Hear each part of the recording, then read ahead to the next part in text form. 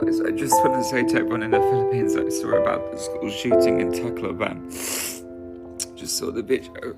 And I want to send all my love to the Philippines. I love you guys so much. You know how much I love you guys.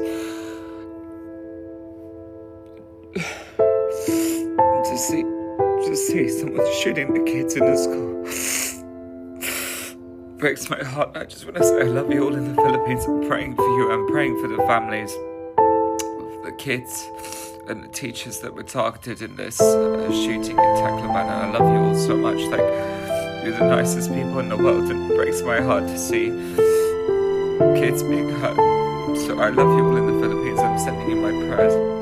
God bless you all, and I will pray for the families from this shooting today.